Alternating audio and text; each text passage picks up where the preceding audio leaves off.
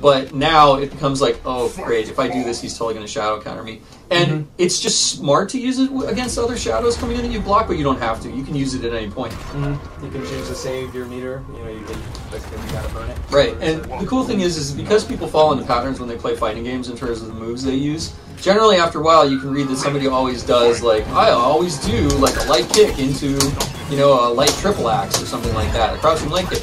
Once you get into that, you can start using the shadow counters when you know that second hit is coming and immediately reverse the combo. So even while someone's pressuring you, you have a lot of options. That is super satisfying. One thing we've done too with Glacius is that his shatters, which was basically his ground explosions that he can do, which are also unblockable. We basically increased. Why don't you back up? Is this got the? Yeah. So what? Oh, look at that. We've actually. I don't know if you guys remember, but in the Evo build and previous, you've never been able to get that far out. So another thing we've done is let you get further out in the match. But one of the things that we've had to do with Glacius then is to make sure that he still has pressure, because Glacius is our long-range character. So not only does he have his hail, which he can hold now, but he also has his shatter moves. Do your shatters. So like, where's yours? Yeah. So one of the things we're doing is we're actually going to be tweaking the ranges of his moves to give them a wider dispersal and covering more area, so even at max range, he's still going to be a threat to the other player. Because we didn't want... Glacius is the one character that, even if you're across the screen, you should be worried about what he's doing. And so we're going to be making some tweaks as to the characters to make sure that they upload that. Yeah, you need to get me back where you're going to just like get killed, and I'm purposely like jumping out. Giving me windows of opportunity here. Oh, no, that's... Yeah, my grace is. Oh, smoosh. Sorry, Rich. This is actually, yeah, this, if Rich was playing Glacius, I wouldn't have even hit him. This is actually this is Glacius' toughest match.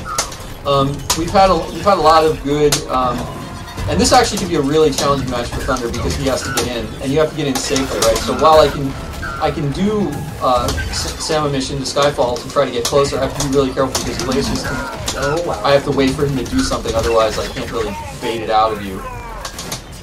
It's kind of like getting into a fireball match and other... Oh, bad. I just locked it. Oh,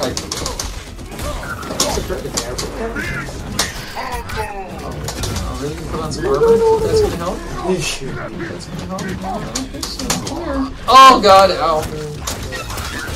Heavy. Oh! Totally readable.